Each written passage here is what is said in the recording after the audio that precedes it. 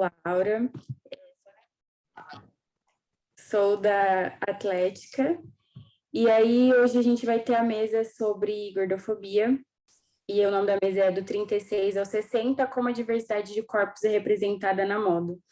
E o nosso objetivo é falar sobre gordofobia existente no mundo da moda, onde a diversidade de corpos ela não é representada da forma que deveria, e como isso impacta na nossa saúde física e mental, como isso impacta no nosso bolso também, visto que é uma das premissas do capitalismo, e além disso, de qual forma esse preconceito pode ser combatido no nosso dia a dia, e como a gente pode acabar dando mais visibilidade para essas pessoas que também merecem estar onde estão.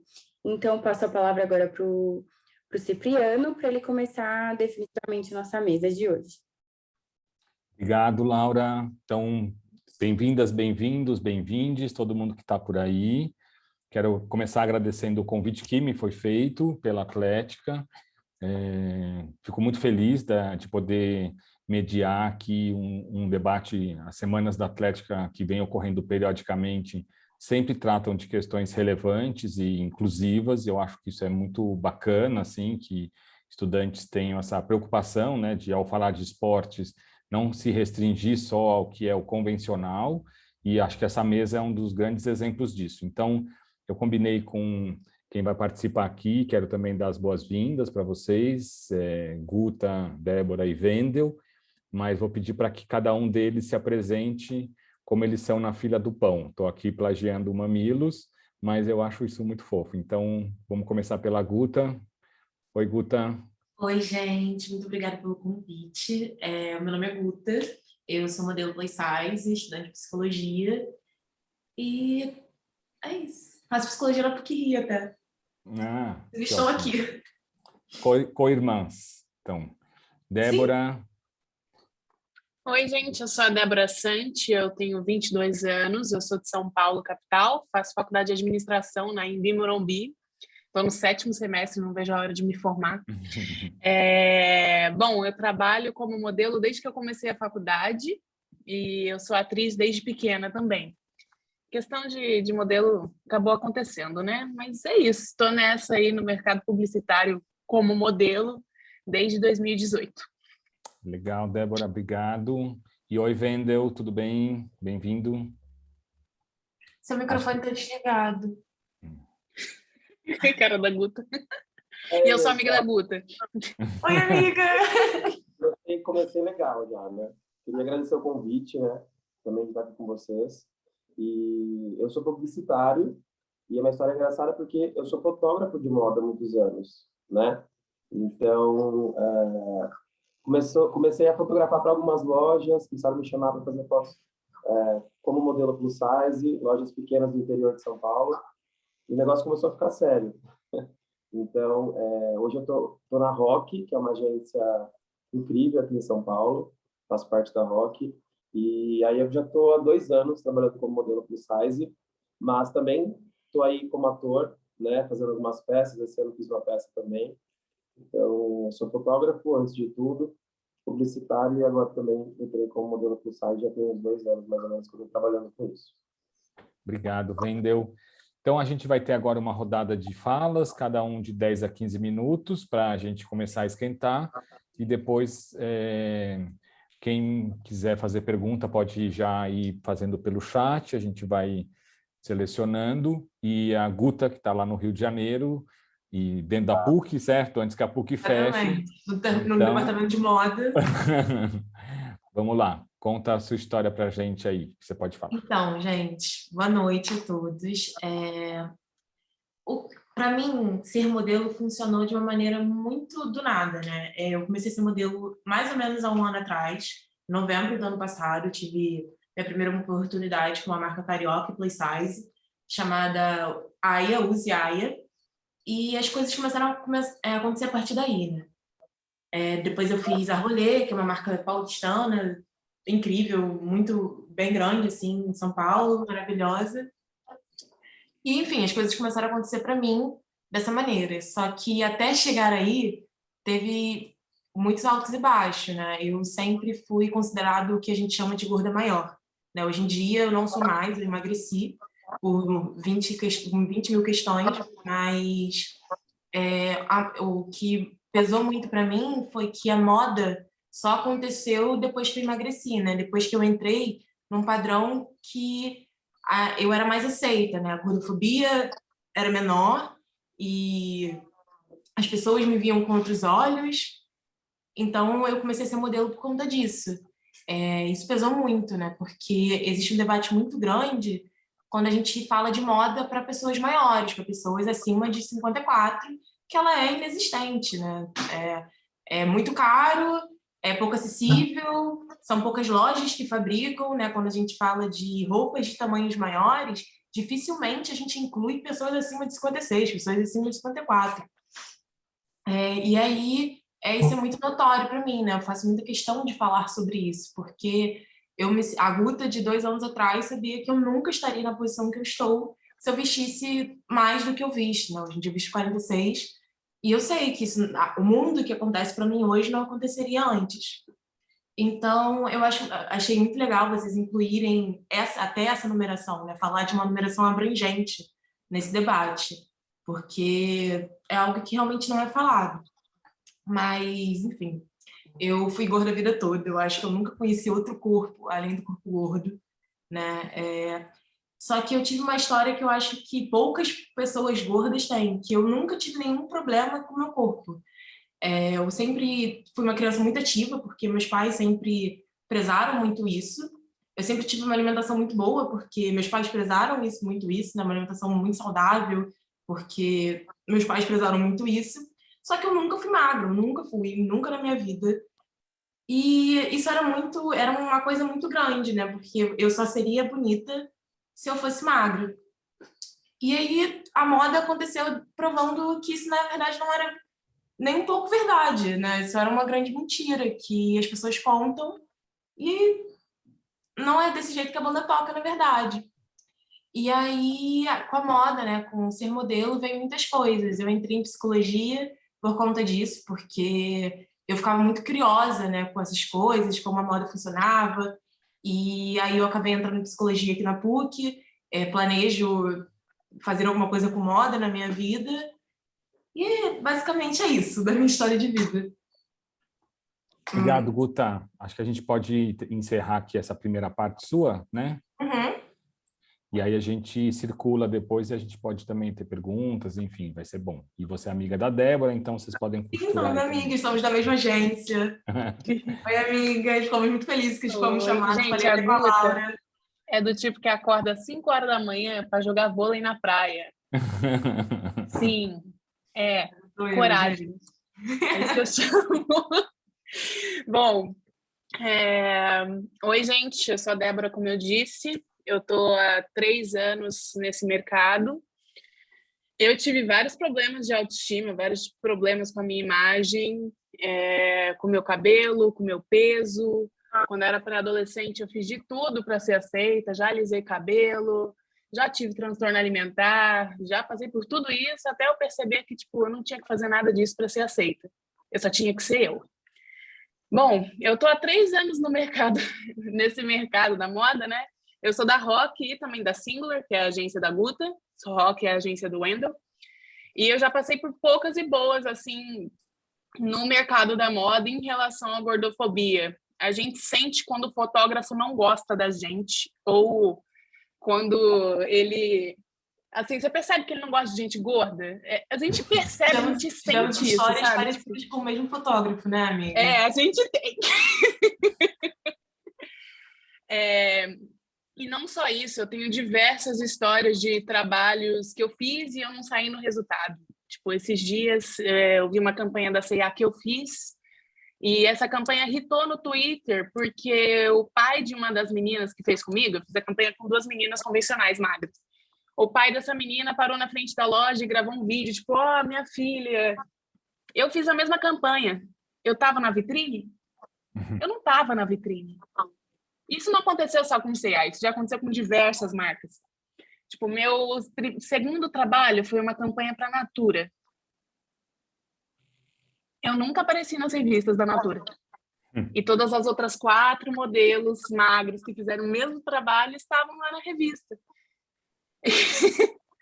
Então, assim, é complicado. A gente passa por essas situações que faz com que a gente duvide da nossa capacidade, da nossa suficiência no nosso trabalho. O dinheiro cai, né? Mas a gente não quer só o dinheiro, a gente quer ser vista onde a gente nunca pôde estar.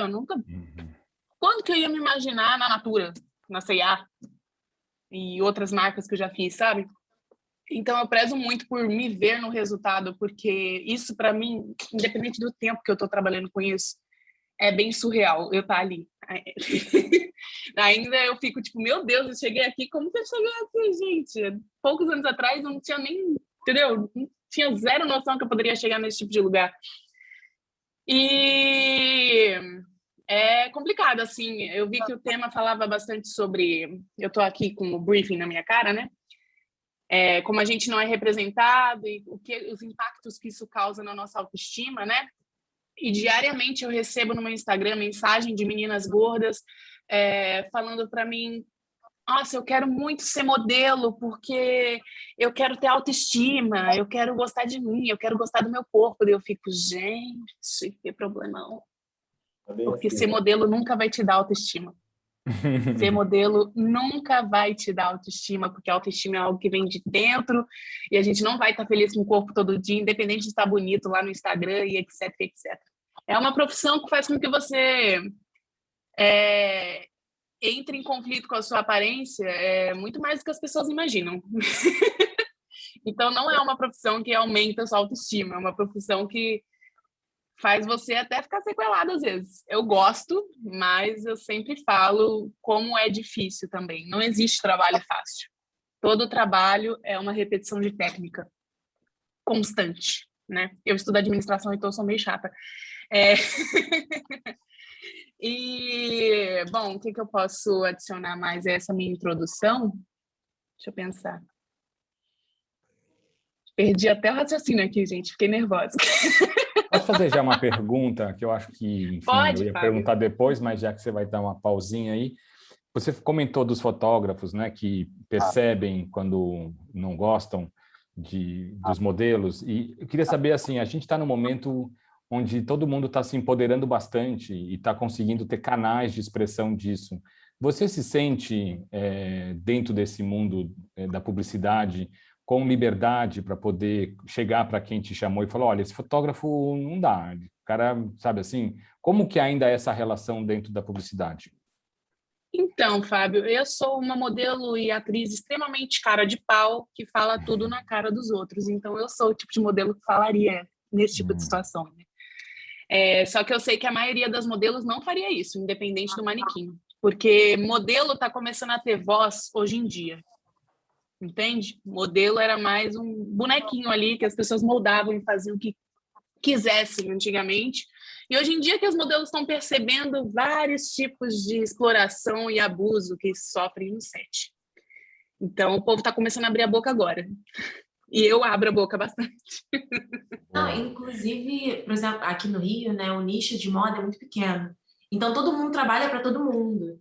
Então, talvez se você falar mal de algum fotógrafo para alguém, e aquela pessoa já é amiga, ou é conhecida, ou gosta do trabalho, você já está marcado, e aí você já não trabalha para várias marcas.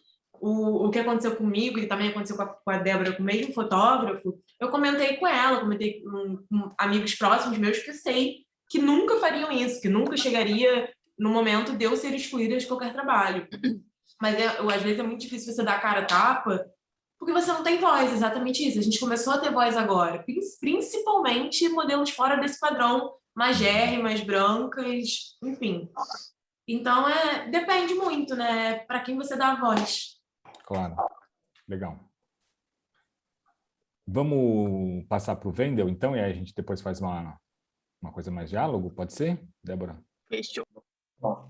Oi, Wendel. Então, fazendo o link já com o que a Débora falou sobre isso, eu sou fotógrafo de moda, então eu sempre trabalhei com o pessoal que é dentro do padrão, né? O pessoal padrãozinho. Então, no meu ver ali como fotógrafo, sempre eu senti a necessidade de ter pessoas gordas, né? Da inclusão de verdade, porque eu acredito que tem uma inclusão hoje em dia que é uma inclusão de cotas. Precisam ter algumas pessoas ali para a marca não ser cancelada. Na minha cabeça. E às vezes é até perigoso eu falar isso, assim, abertamente, mas eu acho que é importante falar, porque eu acho que a inclusão, de verdade, né, quando a gente tiver essa inclusão real, ela não vai ter uma cota de quantas pessoas pretas, gordas ou PCDs, enfim. Vamos fazer um casting legal e escolher pessoas realmente que querem fazer parte. Então, enquanto for uma cota, né, a gente ainda vai ter esse problema de se sentir excluído, né? Porque às vezes é tipo uma coisa que igual a Débora falou, o fotógrafo demonstra ou alguém da equipe demonstra que não curte muito, né? Que prefere os mais padrões, enfim. Então, eu como fotógrafo lá atrás eu já via que faltava uma inclusão, já trabalhava com fotos de pessoas e de amigos que já eram fora do padrão, por eu também ser fora do padrão. Então, a minha visão como fotógrafo já me ajudava a pensar, né, nessa inclusão de uma forma legal. E eu sempre falava isso com os meus amigos, né, o quão importante era essa inclusão de verdade. Agora, como eu comecei agora no mercado da moda, como modelo plus size, eu senti na pele que tudo que eu imaginava, né, como uma inclusão verdadeira, às vezes chegava ali de frente comigo e falava, gato, não é bem assim, tá? Você está modelando aqui porque, assim, às vezes você é um plus size, você ia fazer uma foto para uma marca, plus size, e não tinha numeração tua, sabe? Era absurdo. Assim. Já cheguei a fazer foto para campanha que você é modelo plus da campanha? Sim, óbvio, né? Eles já olhavam plus size, colocavam um banner assim, tipo, ele é o plus size, calma aí. E eu chegava ali na hora de fazer troca de roupa, as roupas todas apertadas, nenhuma entrava em mim de verdade, sabe? Eu ficava confortável. Era tipo, eu tinha que cortar meu short para conseguir entrar. Então, eram coisas que eu pensei, porque assim, o plus size masculino, ele ainda está em uma evolução gigante ainda. O plus size feminino, ele já existe há um pouco mais de tempo, né? As marcas já viram isso como uma necessidade.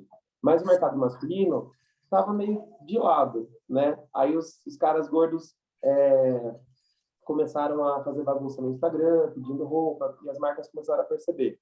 Tanto que eu fiz a campanha da Renner recentemente, e eles lançaram a linha plus size no site, ainda não tem na loja, e eu fiquei chocado, eu falei assim, como assim a Renner ainda não tinha uma coleção plus size?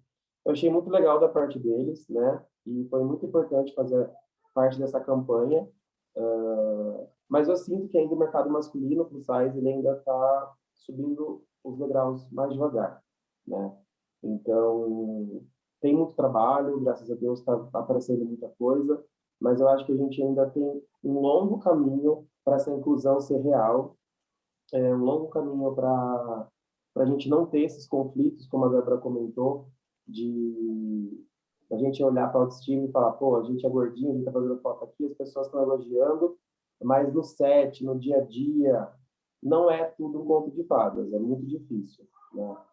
Então, eu acho que esse bate-papo é muito necessário, né? As pessoas têm que estar participando de conversas e debates assim, para normalizar realmente o corpo gordo, normalizar todas as outras coisas que sempre tem esse preconceito, né? Então, eu acho que é isso. Obrigado, Vendeu. Então, a gente abre agora a palavra para o público. Eu acho que nós temos aqui já mais de 40 participantes, então não sei como a gente pode fazer a inscrição aqui, se alguém da organização me ajuda, ou se a gente faz pelo chat, ou se quem quer falar abre a câmera. Eu vi que a Maria Clara Alcântara abriu a câmera agora recentemente. Maria Clara, você abriu a câmera para falar com a gente? Ou foi um engano mesmo? Ela respondeu aqui que abriu sem querer. Olha, eu acho que então você podia aproveitar e abrir por querer. Bom, estou brincando.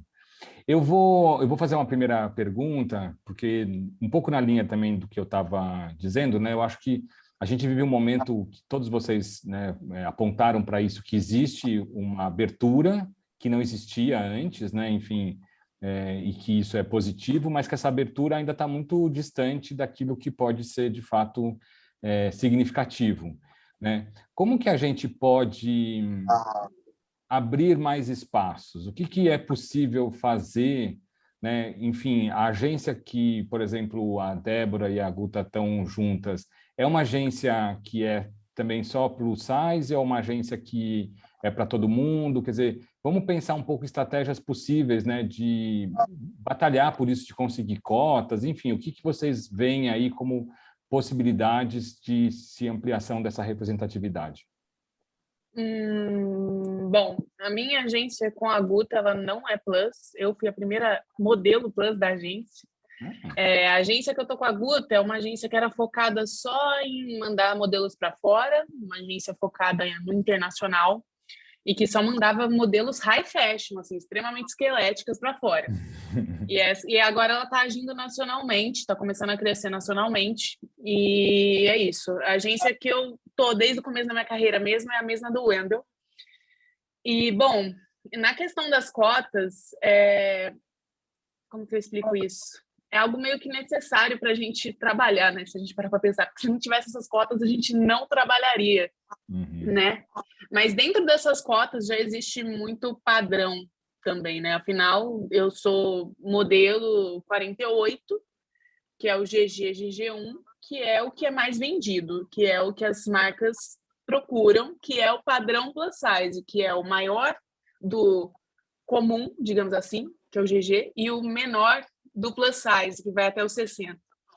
Né? Então, ao mesmo tempo que essas cotas que a gente fica tipo, tô aqui só de cota, vão me cortar no resultado final, é por onde a gente trabalha. Aceitar migalha, né, amiga? Senão... Exato, porque é isso que estão nos oferecendo agora, e se a gente quer crescer nisso, a gente tem que, né, para normalizar o nosso trabalho, a gente tem que saturar essa cota para ela se tornar algo cada vez mais normal e ter cada vez mais demanda, né? Então, é complicado. Eu não sei dizer, assim, como fazer para aumentar essas cotas. Acho que uma alternativa é expor muito na internet, né? As marcas gordofóbicas. Mas exposição na internet, eu acho que é uma tática que anda funcionando pra caramba, né? Que mais? Deixa eu pensar. Alguém complementa aí, gente, pelo amor de Deus, é um bate-papo. Vai, Wander. Eu acho... Ai, amigo, pode falar. Acho que é uma construção mesmo. Eu acho que vai demorar um tempo até isso se tornar mais real, mas está acontecendo, né? Então, a gente está vendo hoje em dia comerciais de TV, onde existem pessoas reais. Então, o que eu vejo? O mercado hoje em dia está buscando pessoas mais reais, né? As pessoas estão pedindo isso, né? Mas, quando ela falou, eu acho que, por exemplo, se a gente começar a cutucar, né, na internet, as pessoas que têm voz, né, falarem sobre marcas que estão precisando ter plus size, marcas que estão precisando de diversidade, aí as marcas vão se importar um pouco mais, e aí isso vai começar a se tornar uma coisa mais aceita, né? Então, eu acho que é uma coisa Sim. de bater na mesma tecla, entendeu? Fazer barulho mesmo, e acaba acontecendo uma transformação, por mais lenta que seja, eu acho. Real. Vai, Guta. Vai, Guta. Eu acho que, para se falar fora do mercado de trabalho, a gente precisa botar a gordofobia no debate. A gente precisa entender que gordofobia é um preconceito. A gente literalmente precisa falar sobre falta de acessibilidade, gordofobia médica. Se a gente não muda, se a gente não entra nesse debate, a gente não entra no debate da moda. A gente não entra no mercado de trabalho, a gente não entra em nada, sabe? Existem estudos que dizem que pessoas gordas não são contratadas, porque elas são gordas, preferem pessoas magras. Isso é mercado de trabalho, sabe? Você ganha menos, porque você não ganha, você fica desempregado, você é uma pessoa gorda, simplesmente por isso, entendeu? Então, eu acho que o princípio da coisa é o diálogo, é você fazer o que vocês estão fazendo hoje, você abrir o debate, você falar, então, isso precisa mudar, isso precisa mudar, isso precisa mudar, com pessoas gordas que precisam falar, precisam ser ouvidas, escutadas e dialogadas, sabe? Eu acho que esse talvez seja o início do debate. Antes de mudar mercado de trabalho, a gente precisa entender que gordofobia simplesmente é um preconceito, que deveria ser crime, que inclusive eu acho que algum estado do Nordeste foi o primeiro, não sei se foi estado, uma cidade, foi o primeiro estado ou a cidade a botar a gordofobia como, tipo assim, ter leis antigordofóbicas. Tipo assim, existe um no Brasil. Foi Recife que falaram aqui? Então, entendeu? Sabe? Tipo assim, a gente simplesmente não conversa sobre isso, porque, cara, quantas reportagens de pessoas compartilhando rindo, de pessoas gordas presas em narcotráficos. É engraçado para as pessoas, é tipo, legal, sendo que para pessoas gordas isso é um medo, sabe? Você entra no ônibus e fala, acho que aqui eu não passo, acho que eu vou ficar do lado do motorista, sabe? Eu, tipo, hoje em dia eu sou uma gorda menor e eu tenho medo de ir em todos os médicos até hoje. E esse medo foi criado aos 6 anos de idade, sabe? Entendeu? Eu conheço esse perfil, Sara, o nome é Saúde Sem Gordofobia. É muito bom, inclusive faço terapia com a dona desse site, desse Instagram, ela é ótima, a Gabi. Ela é uma moça gorda, maravilhosa. Ela é perfeita, recomendo muito, gente. Eu tenho... Perdão, pode entrar aí, pergunta. Eu tenho 2 perguntas, na verdade. Eu vou começar com uma que eu não sei, na minha cabeça é mais fácil de responder, mas a Débora comentou sobre a campanha que ela participou e tal, e não apareceu. Eu queria saber, não sei se com o Wendel ou com a Guta já aconteceu isso, mas nessa parte burocrática, quando isso acontece, vocês conseguem fazer alguma coisa? Ou se realmente é permitido, eles podem acabar escolhendo isso a ponto de excluírem vocês da campanha? Como que é essa parte mais burocrática? Bom, eles escolhem, sim, eles podem escolher. Eles pagam pelo seu direito de imagem e falam quando, tipo, eles podem fazer o que eles quiserem com a sua imagem no tempo que eles quiserem, né? Só que às vezes tem contrato de exclusividade, mas não vou falar sobre exclusividade aqui. Mas o que eu fiz quando eu vi foi falar no Instagram. E a chefe do departamento de e-commerce da C&A veio conversar comigo num dia que eu estava no escritório da C&A trabalhando, porque eu faço foto para site também. E ela falou, Débora, se você não tivesse falado aquilo no Instagram, eu nunca teria percebido que você não estava lá. Tipo, eu nunca ia parar para pensar que você fez a campanha e você não estava lá, que não tinha uma pessoa gorda lá e não sei o que lá. E eu passei isso para os meus superiores, tá? Mas sem expor você nem nada. Então, tipo, foi muito de boa, porque nesse caso o cliente é de boa e viu eu falando sobre isso. E eu também, no dia, eu fiquei tipo, caramba, sabe? Tô saturada de me procurar no resultado do trabalho e não me achar, sabe? Daí eu falei um monte no Instagram. Falei de forma bem delicada, na verdade, mas ela viu e ficou tocada, assim, ela ficou, caramba. Mas isso foi uma situação que aconteceu só porque ela me segue no Instagram e eu meio que convivo com ela, né? Mas, né? Alguém complementa? Vai, Wendel. Aconteceu isso comigo também, em algumas marcas que eu fiz campanhas com, por exemplo, eu era o único gordo, homem gordo, e aí eu vi assim, um favoritismo absurdo nas postagens, no site, onde eu aparecia raramente em algum post, alguma coisa, e os caras de padrão, eles estavam como capa do banner do site, eles eram as capas dos destaques do Instagram, eles estavam muito mais em alta, assim. Então eu percebi isso, só que é como a Débora falou, a gente está ali para prestar um serviço, eles podem usar a nossa imagem, a gente aceita isso, é nosso trabalho, né? Então a gente não tem que ficar falando, eu não gostei, por exemplo. Isso é uma coisa, né, de ser profissional, você tem que estar aberto ali para fazer, emprestar a sua imagem, emprestar seu corpo ali, mas às vezes a gente vê e dá uma machucada, assim, né? Dá uma ferida na gente, porque será que eu não fui bom? Será que eu não dei o que eles queriam? Será que minhas fotos porque eu não dei meu máximo? Então, cria uma autocrítica, assim, a gente fica se criticando e, às vezes, não é uma questão nossa, não foi o nosso trabalho que foi mal feito. Não, e raramente né? Raramente é. Isso é uma questão completamente gordofóbica. Com certeza. Então, a gente... Cultural. E o que eu ia falar mais? Eu acho que isso que o Vena falou cai muito na questão da autoestima, né? Cara, eu lembro que desde que eu comecei esse modelo, assim, pessoalmente falando, eu tive muito mais problemas com a autoestima do que eu tinha antes, sabe? Antes eu tinha... Cara, eu me achava lindo o tempo todo. Hoje em dia, depois de, tipo... Cara, você sofre muita gordofobia nesse meio, sabe? Porque o que acontece é que dentro do set, é todo mundo magro, magricelo, gordofóbico, que faz piadinhas ótimas, tipo assim, você fala, por que você tá... Cara, uma vez eu fui tirar foto com uma marca e a garota teve a capacidade de virar pra mim e falar assim, nossa, nas fotos você sai muito mais magra, sabia? E eu falei, tipo, cara, mas eu não trabalho pra ser magra. Eu falei assim, eu não magra não. Obrigada pelo comentário, adorei. E você falou o quê? Eu falei, nada, em seco. Falei, tá bom. Porque para muita gente ainda ser chamado de magro é um elogio, né? Então, quando você fala que alguém é gordo, a pessoa fala, ai, coitado, ele é gordo, né? Vê como uma coisa ruim. Então, ela quis falar para você que você estava menos gorda aqui, então Nas isso fotos. é fácil para você, mas isso não refere para a gente, né? Eu só fiquei assim, olhando pra cara dela. Com Tirando foto. aqueles elogios disfarçados, né? Não, A pessoa, isso. nossa, você tá assim, mas já te alfinetando por dentro, né?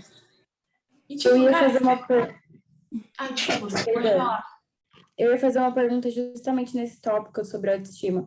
Não, eu não sou uma pessoa gorda, mas eu já trabalhei como modelo por um tempo e aí eu não aguentei por questões de autoestima. Eu achava um ambiente extremamente doentio e eu acabei não me submetendo a isso, automaticamente eu estava fora.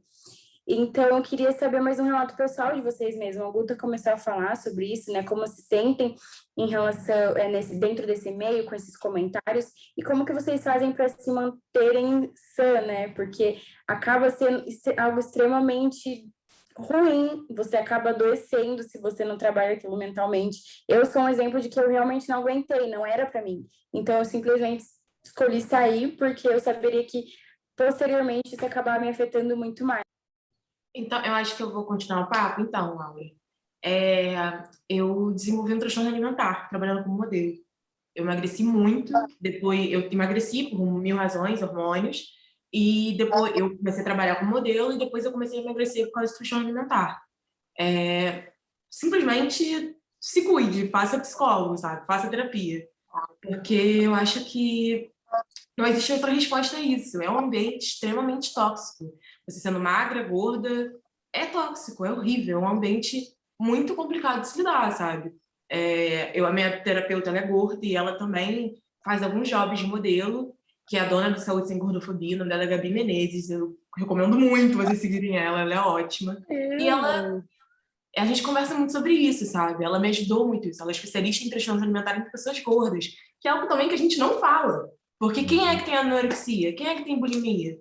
São pessoas magras, magérrimas, esqueléticas. Sendo que não é isso, sabe? Isso não é verdade. E aí, eu acho que a resposta para a sua pergunta, eu não sei se eu vou conseguir muito. Mas eu acho que, cara, você tem que se cuidar, sabe? Tipo, eu cansei inúmeras vezes de achar que eu era o problema, quando como o Vendo falou, tipo, de fazer foto para marca, linda, me achar linda, mais fotos e nunca ver essas fotos no perfil da marca, sabe? Nunca ter uma troca de engajamento com a marca. Não existe, é nulo, sabe? Então, eu acho que é uma questão muito de, cara, você tem que se manter sã da única maneira que tem, que é fazendo terapia, porque eu cansei de chorar no colo do meu namorado me achando isso, aquilo, sendo que nenhum problema era meu, sabe? Nenhum problema era meu. Isso vai muito mais além de você mesmo, isso vem dos outros. Você reflete com você. Então, assim, Laura, eu acho assim, muito digno você ter se poupado de muitas coisas para proteger sua saúde mental. Eu acho que é uma das coisas mais bonitas que se faz. Então, assim, parabéns, amiga.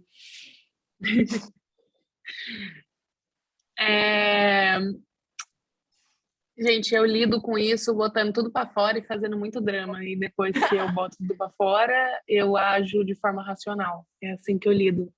Eu surto, e aí depois eu grito muito no travesseiro, mando áudio chorando. Para qualquer tipo de situação eu sou assim. Então eu preciso do drama para depois agir racionalmente. Então, é assim que eu lido. Surtando e fofocando. É um jeito, Não né? é muito saudável, mas é o que eu faço.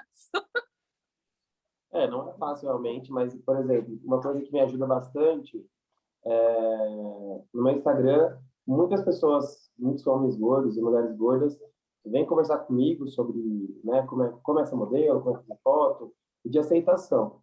Então, isso é uma coisa que me ajuda, assim, realmente Eu vejo que muita gente se inspira na gente, né? Se inspira na Débora, na Guta, em mim, que a gente está lhe dando a cara a tapa, porque muita gente gostaria de ser modelo, gostaria de trabalhar com isso, mas não tem coragem, gente, não consegue, né? Porque a gente tem que enfrentar ali vários olhares, né? A gente se sente, às vezes, ali afrontado um pouco.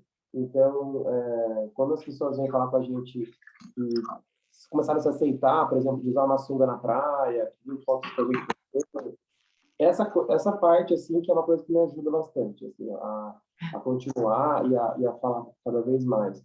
Porque essas pessoas realmente vêm falar, mandam textos pra gente com transformações da vida, que acompanha a gente faz um tempo, começou a tentar colocar uns shorts na praia, porque às vezes usava só camisa e shorts, aí tira a camisa, aí tira o shorts, fica só de sunga. Então, assim, é fantástico quando a gente vê que a gente está ajudando essas pessoas na vida real, tá? Isso não é Instagram. Essas pessoas estão sendo transformadas na vida real delas.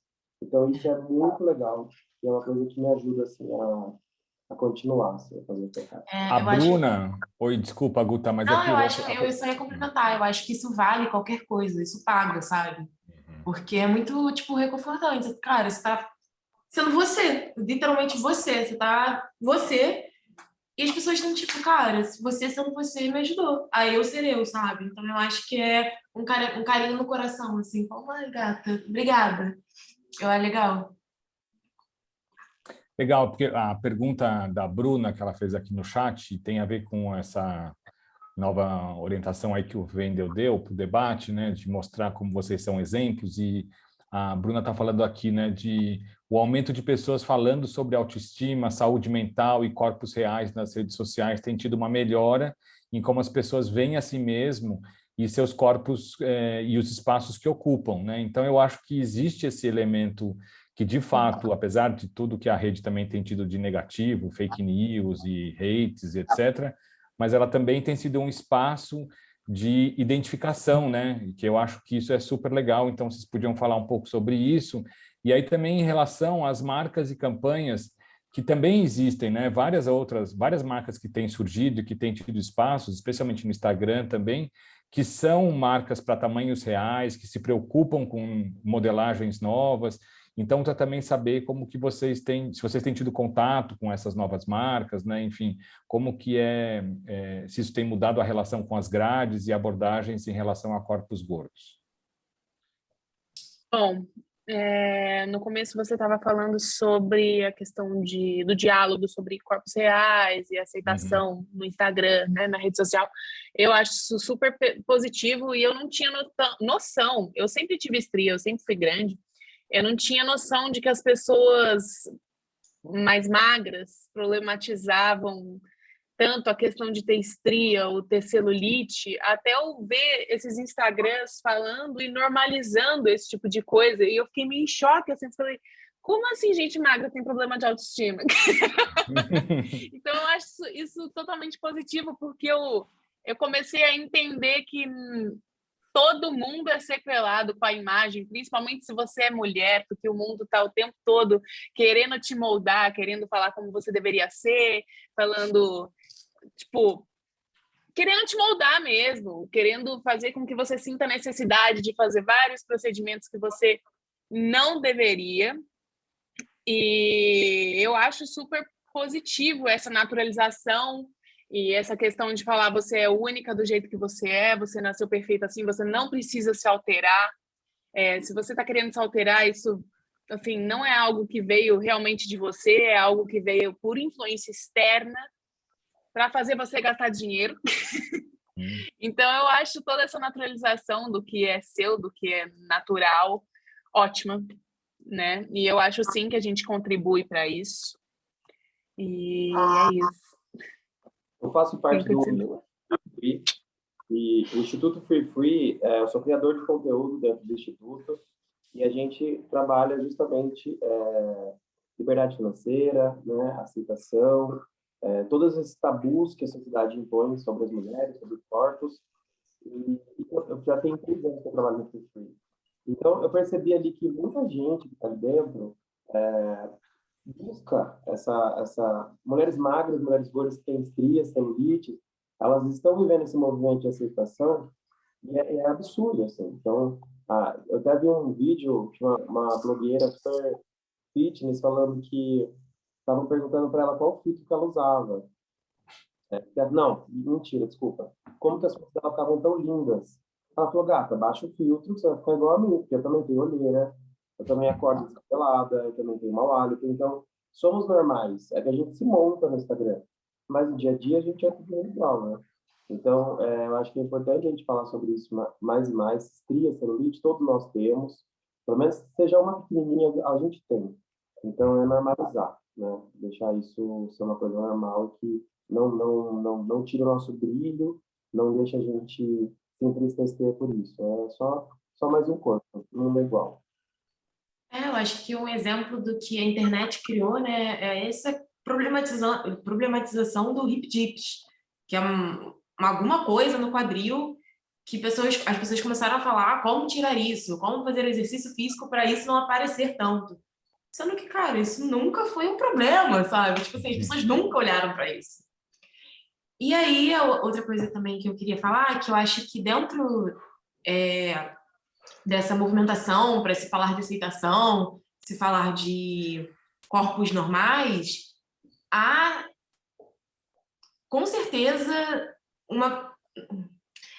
a gente precisa incluir pessoas gordas nesse diálogo. A gente precisa incluir pessoas gordas grandes, realmente gordas.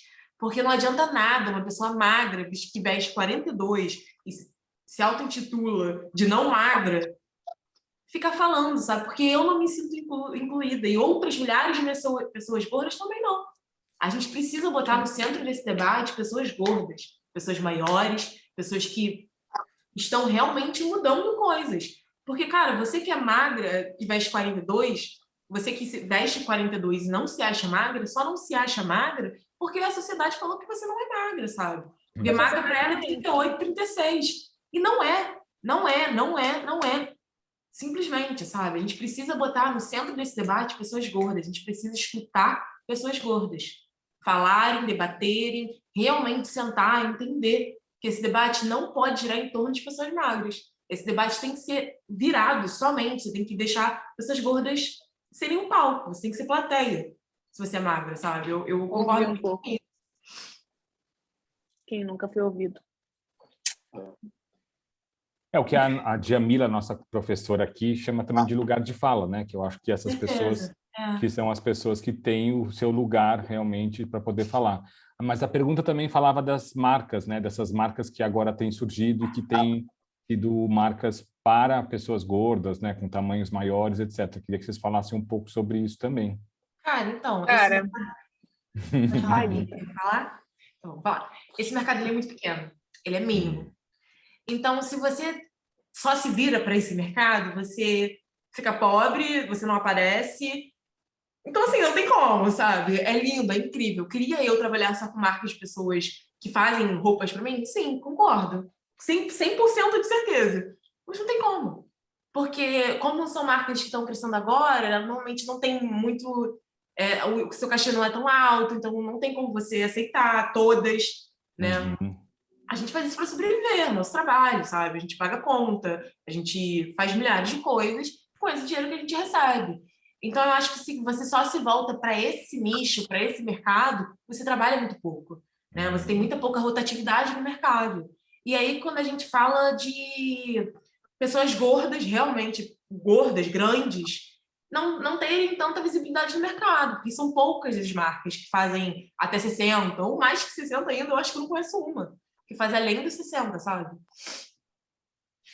Uma coisa que eu ia falar é que muitas dessas marcas só fazem roupa de um jeito para pessoa gorda, como se todo mundo se vestisse como alguém de mais de 35 anos, casada com 3 filhos e outras coisas. Tipo, eu não visto roupas assim, eu tenho que achar, tenho que procurar, tipo... Eu tenho que fazer uma caça, assim, para vestir roupas realmente do jeito que eu quero usar, do meu tamanho. Então, assim, é toda uma pesquisa. O mercado plus size, ele tem se expandido, sim, principalmente no sul do Brasil. Em Santa Catarina, tem modelos que eu conheço que só trabalham lá. Uhum. É um mercado bem diferente de São Paulo e do Rio. E as pessoas de lá não precisam vir para São Paulo trabalhar. Assim, é uma É oferta, um sonho, né, amiga? uma oferta bastante. E eles não pagam mal, não, pagam até bem. Santa Catarina é interessante nisso. É um nicho, assim, mas é um nicho muito racista também. Ai, ai. Difícil, né? Ai, comunidades alemãs. Desculpa, gente. E o A que gente mais que eu sabe. ia falar é que, na real, voltando um pouco para o assunto de cota ainda, é que o nosso tamanho não é nada anormal, não é nada plus. Eu não sou anormal por vestir 48, fulana não é anormal por vestir 54, não tinha que ser uma coisa a mais, sabe? Não tinha que ser. Agora tem que ser, porque a gente precisa trabalhar e tá tudo no começo, mas a real é que tudo isso deveria ser normalizado. Meu número não deveria ser uma coisa a mais, meu número deveria ser uma coisa normal, porque é normal, meu corpo é normal, entende? Então, a real é uma coisa até que as pessoas já comentam e já debatem, é que o mercado plus size não deveria ser chamado plus size, não deveria ter um nome para isso, não deveria ser moda plus size, deveria ser moda, porque eu faço parte da moda independente do meu manequim, e isso é uma palhaçada. As marcas investindo em coleções tipo plus size, sendo que era muito mais barato elas aumentarem a grade de seus produtos, entende? Seja de produtos específicos ou específicos que seja, tipo, se vai fazer uma coleção plus size com roupas de pessoas mais velhas, por que você não simplesmente aumenta a grade dos seus produtos para pessoas mais velhas, entende? Tipo, é mais barato do que investir assim nesse nicho. Mas eu entendo que agora é necessário e é ótimo porque a gente trabalha, mas a nossa imagem tem que ser cada vez mais normalizada ali, e as pessoas têm que entender que aquele também é nosso lugar, e aquele pode ser o lugar de qualquer pessoa, independente do peso, independente do tamanho, independente da pele. E é isso. Vai, Wendel, falei demais. Não, eu acho que, como você disse, que teria que ser um aumento de grade, se você entrar lá numa loja, ter 54, 60, 62, também concordo com isso, eu acho que não tinha que ser segmentado, eu acho que tinha que ser uma numeração como qualquer outra, né?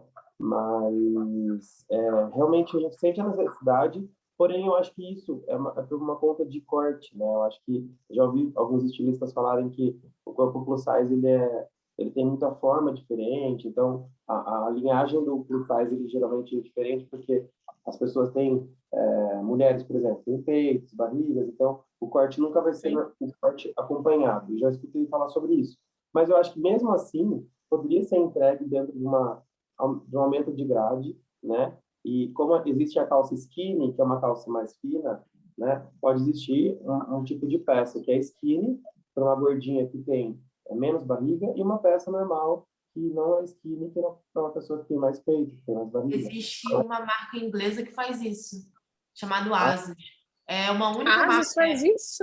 A ASUS faz isso. Ela faz para pessoas altas, pessoas magras, pessoas baixas. Aí divide em, tipo, mulheres gordas, tipo, menores, mulheres gordas maiores, seu corpo é de tal maneira, seu corpo é de tal maneira. É a única marca inglesa. Mas, assim... O que eu ia falar? Atrapalhar a venda.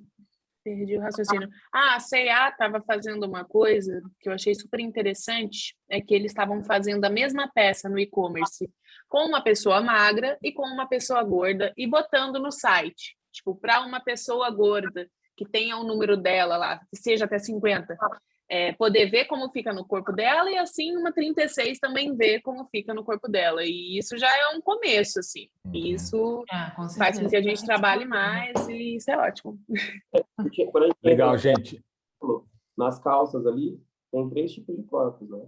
Tem o super magro, o super skinny, o cara que é o médio, e tem o plus, né? Então, quando você chega ali para ver as calças, já tem os 3 tipos de corpos, que é 3 tipos de média de corpo, lógico, mas que já ajuda a gente a ter uma visualização legal e realmente aumenta mais trabalho para a gente. Manda cortes, galera. Ó, gente, a Letícia que está aqui, ela também tem pergunta, mas como ela está com câmera aberta. Letícia, solta a sua Fala, voz aí pra Lê. gente. Eu conheço a Letícia também. A gente se conhece há anos. Mas, gente, eu queria trazer um ponto também. Eu já cheguei a ser chamada para fazer foto também. Já fiz uma mini campanhazinha de uma loja. Mas na segunda vez que eu fui chamada, nenhuma roupa me serviu. E eu tive que ir embora, chegar lá, experimentar tudo, tive que ir embora e falar assim, olha, as suas roupas realmente não me couberam e eu vou ter que ir embora por causa disso. Então, você passa o trabalho para outra. Enfim, tive que me desgastar, ir lá, né? Chegar em casa triste por causa disso. E é por isso que eu nunca continuei com isso. Mas eu queria trazer um ponto que eu já cheguei a usar manequim 50 a 52 também. E na primeira vez que eu vi a Débora na campanha da Riachuelo, eu juro que eu chorei. Eu falei assim, talvez eu consiga chegar numa loja de um shopping e vestir uma calça. Talvez eu consiga ir num shopping com alguém, a pessoa está comprando roupa e eu ter que ficar só olhando. Não, talvez eu possa comprar uma camiseta. E isso foi muito importante, assim, ver isso acontecendo. Eu até me emociono. Mas, enfim. Aí, esse ano passado, foi muito difícil, assim, para mim, essa pandemia, essas coisas. E eu cheguei a um peso que seria limite, assim, para minha saúde. Porque eu tenho problema de coluna e tal. E todo médico que eu ia, eles não me viam como uma pessoa. Eles me viam como uma comorbidade inteira dentro de uma coisa que seria o meu corpo. E eles me tratavam desse jeito.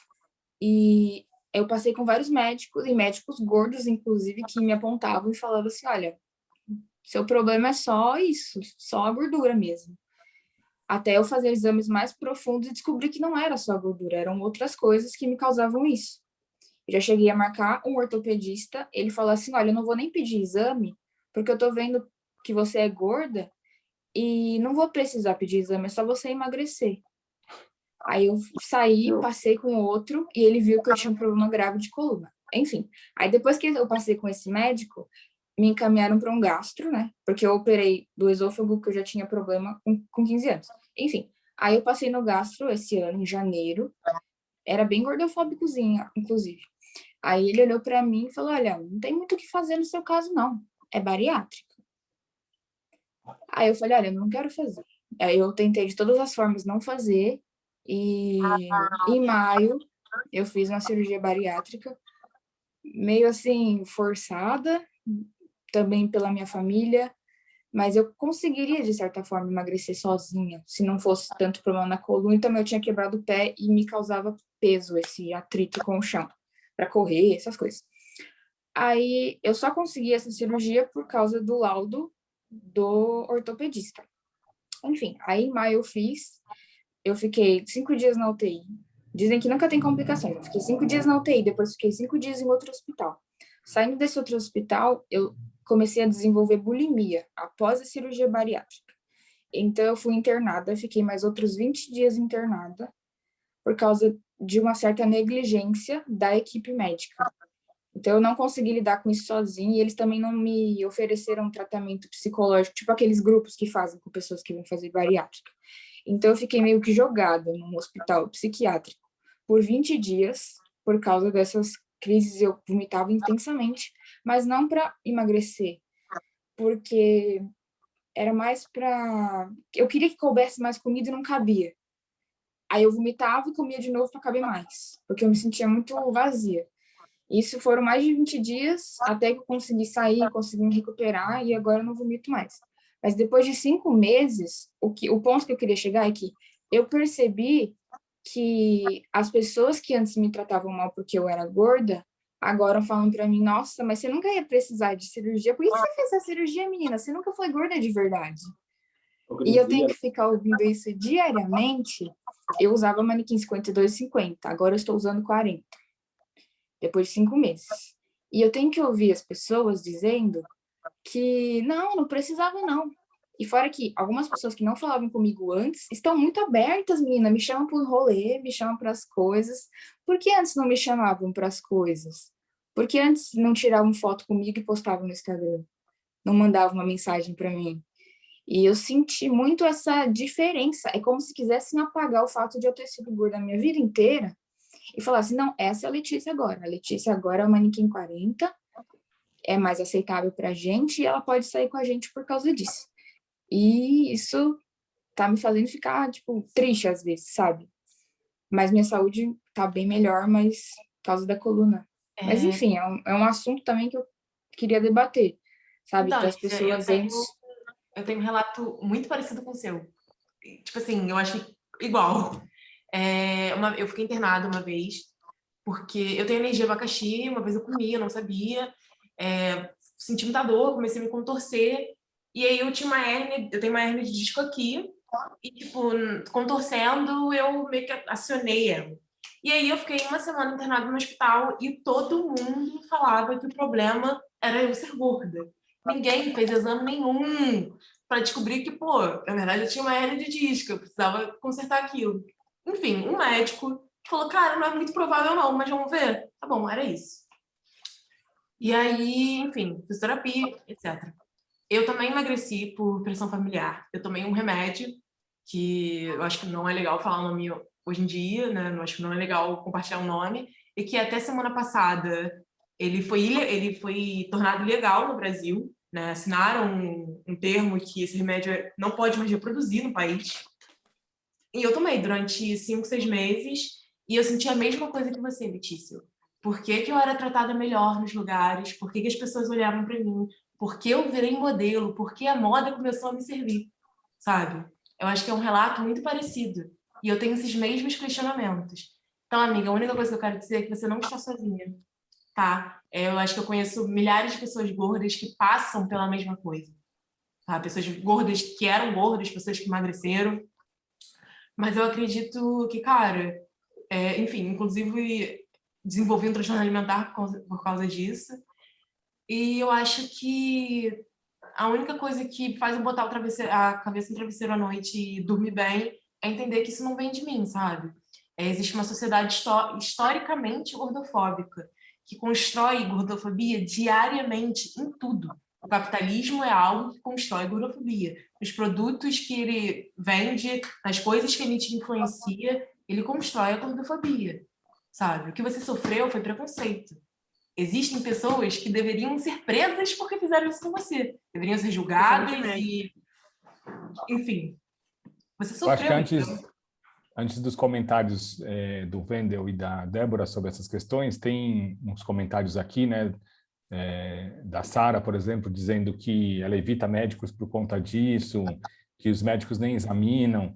E eu só queria lembrar, gente, que a gente está, né, saindo dessa pandemia, espero que saindo realmente, e a constatação que a gente teve de como esses médicos, grande parte deles é conivente com esse genocídio que está em voga, né? O Conselho Federal de Medicina continuou dizendo que cloroquina e todos aqueles remédios que não fazem efeito deveriam ser prescritos, ter a liberdade médica, enfim.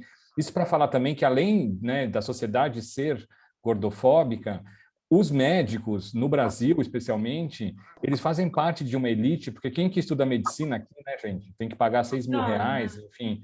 Então, são pessoas que não têm contato com a realidade, que são privilegiados e que, além de gordofóbicos, eles têm preconceitos com, né, a reação dos mais médicos, quando vieram os médicos cubanos, enfim. Toda essa parte da medicina no Brasil, ela é muito problemática. Então, esses traumas aí que vocês, né, estão relatando, eu acho que a gente tem que contextualizar, porque, né, são dois grupos, os da medicina e da justiça, né, que é outro grupo também que está se mostrando totalmente desligado da realidade e que é muito semelhante também, né? São grupos privilegiados de pessoas que estudaram anos financiados pelos pais para poder serem juízes, serem promotores e que não têm a menor ideia do que é o Brasil, e que acha que uma pessoa que roubou miojo, como a gente viu esses dias, merece ficar presa porque estava com fome, né? Então, enfim, é dessas tristezas que a gente tem no Brasil, mas desculpem aqui, mediador em geral não fala, mas eu acho que é legal a gente observar que isso é estrutural, além do mais, né? Sim. É gordofóbico, mas também é um preconceito generalizado, né? É racismo estrutural, é contra a mulher, são várias questões que especialmente a categoria dos médicos, tem demonstrado totalmente insensível com esse avanço que a gente estava falando antes, né? Sim. Continuando, licença. Letícia, eu lembro de uma vez que eu fui, quem passou esse remédio para emagrecer era uma endócrina, e aí eu tinha que voltar, né? Porque eu tinha que ver como é que tava. E esse remédio fazia eu não ir ao banheiro, né? Dava prisão de ventre. E eu ficava, tipo assim, o que esse remédio faz, ele inibe sua fome. Eu nunca fui uma pessoa que comia muito, porque eu fui ensinada a não comer muito, porque eu sou gorda, dois, eu sou mulher. E aí eu falei assim, olha, a minha mãe, endócrina também, minha mãe é médica, eu cresci com uma gorda e com a mãe endócrina. Ó, e aí eu falei, olha, minha mãe tá fazendo um suquinho de laranja com mamão, porque é a única maneira que eu consigo, né, evacuar. E ela falou, você só tem que ter cuidado que mamão e laranja engorda, hein? Cara, eu nem comia na época, sabe? Tipo assim, eu olhei pra cara dela e ela fez vários comentários, tipo, falando assim, eu falei, olha, o que você acha de anticoncepcional? Tava pensando na época, assim, começar a tomar. Ela falou assim, acho legal e tal. Eu falei, cara, tô com medo de bater com remédio, né? Ela falou, não, mas esse menino que você tá vendo, porque obviamente eu não fiquei falando pra ela que eu queria tomar por outro motivo. Mas ela falou, esse menino que você tá vendo, ele é magrinho também? Pra te incentivar a fechar a boca? Nossa, que filha da... Desculpa, quase falei palavrão. Cara, que isso, sabe? É revoltante. Meu Deus. Revoltante. Gente, eu olhei pra cara dela e o que eu ia falar? A minha única resposta foi sim. É sim. Aconteceu comigo uma vez isso no ginecologista. Eu passo com o mesmo ginecologista da minha mãe, só que a minha mãe, há 3 anos atrás, ela teve um AVC isquêmico. Ou seja, ela tem muita facilidade em gerar trombos. Porque eu sou filha dela, isso é um problema genético. Ou seja, isso me dá direito a ter gratuitamente pelo convênio o DIU, a colocação do DIU, por causa desse problema. Aí eu fui lá no médico, falei, olha, minha mãe teve isso e isso, e eu queria já prevenir, ao invés de tomar anticoncepcional, que me faz muito mal, eu queria colocar o DIU, né, já para resolver. Ele foi muito relutante. Ele falou assim, mas sabe que o DIU, às vezes, ele engorda, então vai piorar muito a sua situação. Você acha que vale a pena colocar um DIU? Aí eu falei, olha, se eu colocar na balança entre engordar e ter um AVC, eu prefiro engordar. Não vai me fazer mal mesmo. Eu já tô gorda. Falei assim pra ele, era um senhor, assim, sabe? Aí ele falou, olha, não sei, talvez eu te encaminhe para um colega para ele avaliar melhor. Aí acontece que eu conversei, aí ele cedeu e falou, tá bom, vou mandar pelo convênio mesmo e vou fazer a sua aplicação. E, tipo, era uma aplicação muito simples que ele fazia em consultório e ele ganhava, tipo, 2.000 só para aplicar. Então, era um negócio que era vantajoso para ele e ele falando tudo isso porque eu iria engordar. E eu tenho o meu DIU há 3 anos e tô bem de boa. Não tá no assunto, mas é tão foda essa questão, né, de novo eu falando palavrão, ai que ódio. Mas então, essa questão de como eles acham que tem total domínio sobre o nosso corpo, né, e como a nossa vontade sobre o nosso corpo é questionada o tempo inteiro, né. Mas sobre o assunto de negligência médica, eu passei por isso esse ano também. Eu, antes da pandemia, me movimentava muito. Aí, esse ano, me deu um rolê que eu precisava me movimentar, precisava sair de casa, precisava fazer algum esporte. Aí, aqui perto de casa, tem tipo um parque, e eu vi um povo fazendo crossfit ao ar livre, eu falei, eu vou fazer crossfit ao ar livre. Só que eu não sabia que crossfit ferrava as articulações. E aí, nisso, eu acabei adquirindo um certo desgaste no joelho, e aí eu fui num ortopedista que me tratou como se eu fosse morrer em 2 dias por causa do meu joelho. Ele não me pediu nenhum exame, ele não pediu nada, e essa consulta com ele fez algo que me fez ficar bem mal, assim, por uns 2 meses, parada, sem fazer nada, só olhando pro meu joelho e falando, caramba, eu não vou fazer mais nada daqui para frente, o que eu faço com a minha vida agora? Eu fiquei, assim, realmente malzona por causa disso, como se eu não pudesse fazer mais nada por causa do meu joelho, por causa do jeito que ele me tratou no dia. Ele me tratou realmente como se eu fosse morrer, sendo que sem ver nenhum exame meu, sem ver nada meu, é só vendo, tipo, quanto você pesa, quanto você tem de altura, você vai morrer, você sabe, né? Foi literalmente assim, tá? Eu não tenho doença nenhuma, eu não tenho diabetes, não tenho nada, nem gastrite, né? E ele me tratou dessa forma. E depois de uns meses que eu fiquei parada, totalmente parada e mal por causa desse médico, eu fui em outro que me tratou como uma pessoa, fez eu fazer uma ressonância magnética, viu como estava meu joelho, me tranquilizou, falou o que eu precisava fazer, tudo isso sem ser gordofóbica. Eu fiz, gente, não sabia que existia médico assim. Cara, a minha primeira Ai, ai. experiência não gordofóbica foi esse ano, com médica, a minha ginecologista. E aí eu não sei se ela não era gordofóbica ou se foi eu que me agressiva. Fiquei nessa. Mas eu fiquei assim. Inclusive, ela falou assim: cara, você deveria ser modelo. E eu fiquei tipo, amiga, eu sou! O meme. E aí, tipo, sabe? Então, por isso que eu indico muito, Saúde Sem Gordofobia, gente. Tem uma planilha de vários médicos de várias regiões. São Paulo tem muito, no Rio de Janeiro também. Sim. Tipo assim, de várias especialidades, mostrando onde trabalha, em que região atende, às vezes mostra se atende plano ou não, às vezes mostra quanto custa a consulta. Vale muito a pena, cara. Eu consegui nutricionista, endócrino, a minha própria psicóloga, sabe? Saúde Sem Gordofobia é o nome, tá bem no link deles, a planilha, na bio deles, a planilha. Vale muito a pena dar uma olhada. Antes do Wendel falar, Wendel, desculpa te interromper, mas a Sofia também queria falar, como são 7h13, eu acho que a Sofia podia fazer a pergunta dela e a gente começar a ir para o encerramento. E eu só quero alertar a Guta, você não vai ficar presa aí na PUC do Rio. Não. Eles liberaram a sala mais um pouquinho, eu acho, Então tá bom. Sofia, você está por aí para fazer a pergunta? Eu tô, Parece boa noite, gente. Oba. Vocês disseram que recebem mensagens diariamente sobre pessoas gordas que acabam tendo mais coragem de aparecer depois de verem as suas postagens e as suas fotos, né? E aí eu queria saber como que vocês se sentem e lidam com o fato de estarem representando tantas pessoas que não têm espaço no dia a dia, na sociedade. O Wendel podia começar então, que aí ele pode comentar também das questões anteriores, se ele achar necessário. Como eu comentei, né, eu acho que quando a gente tem essa voz, assim, de ajudar essas pessoas, porque muitas dessas pessoas, elas não têm coragem nem de se olhar no espelho.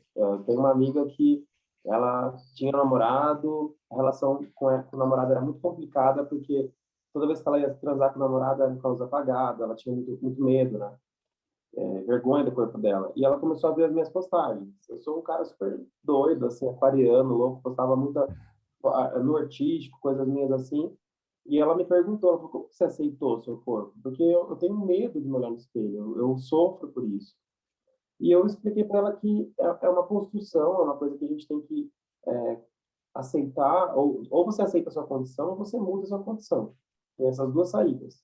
Ou você sai do que você está, ou você se aceita, né?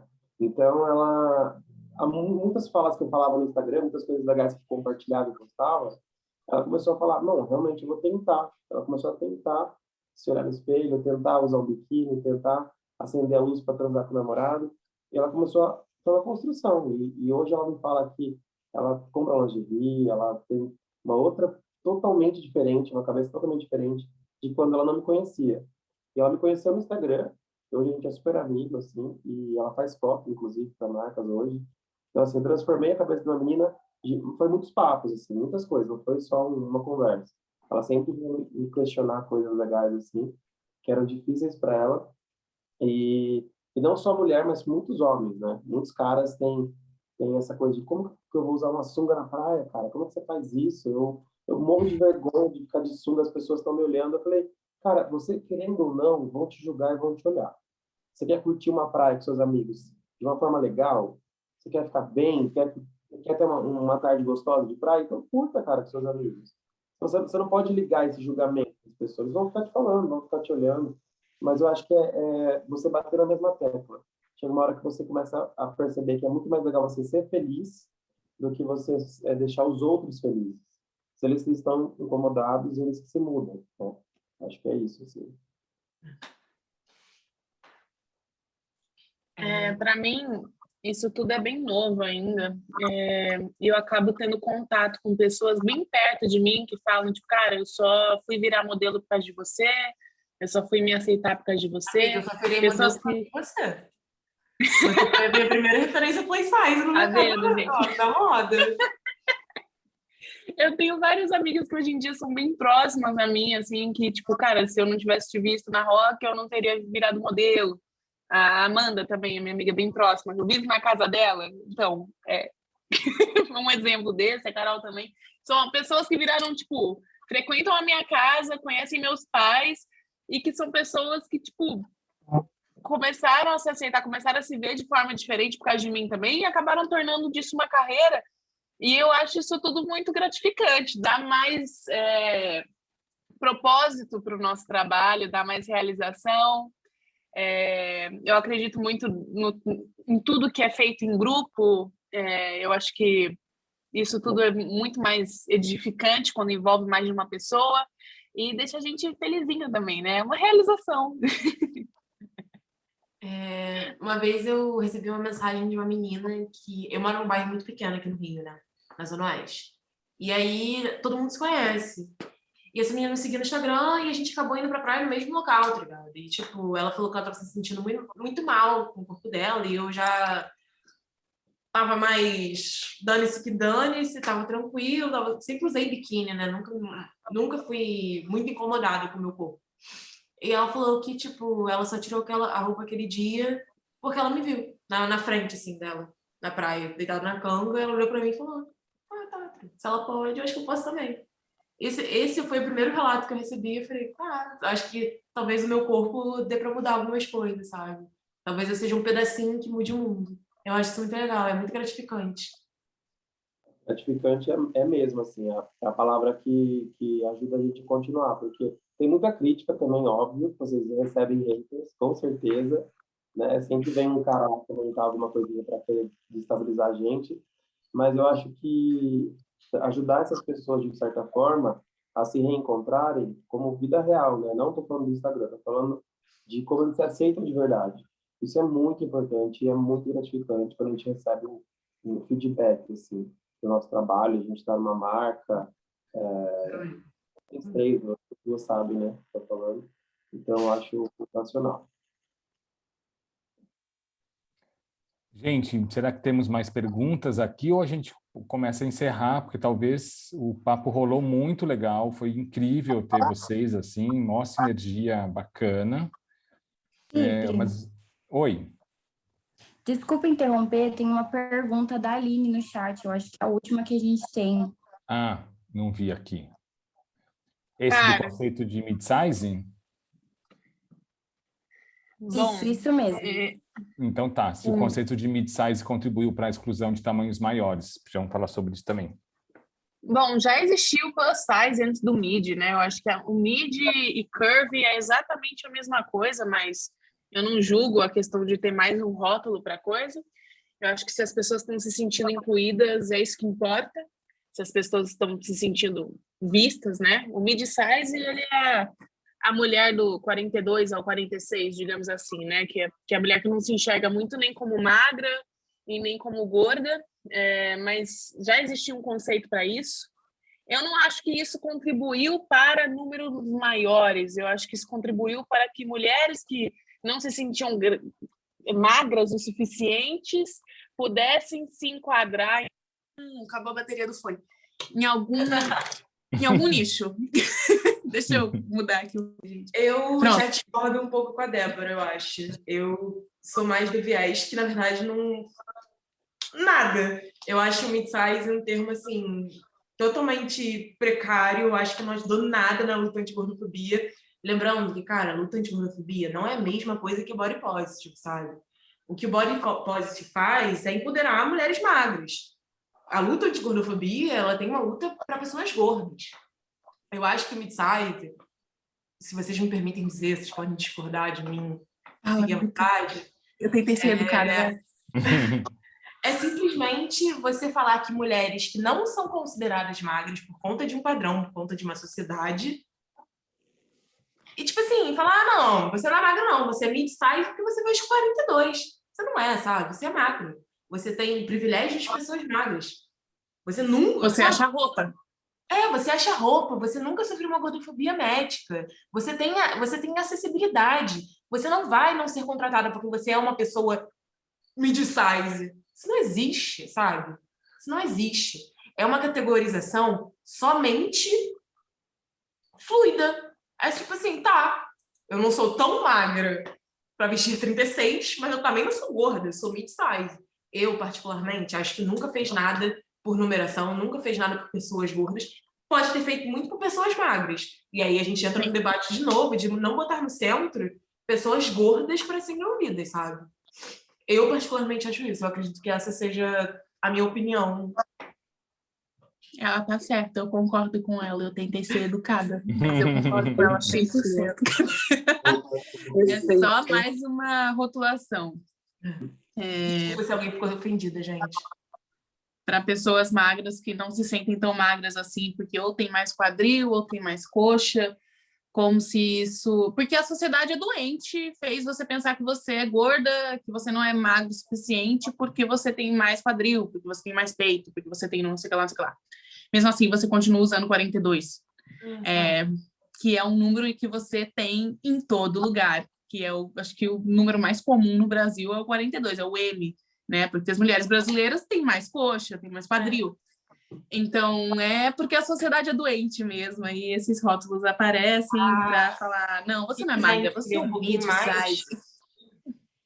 Quem quiser entender um pouquinho mais desse assunto, a Alexandrismos tem um vídeo no IGTV dela chamado Mid-Size, que é tipo assim, perfeito, perfeito, perfeito. Explica muito bem a criação desse termo, o porquê pessoas magras usam, ela usa até isso que a Débora falou, que o M é um número mais comum, é um tamanho mais comum entre mulheres brasileiras. É o mid, né? O médio.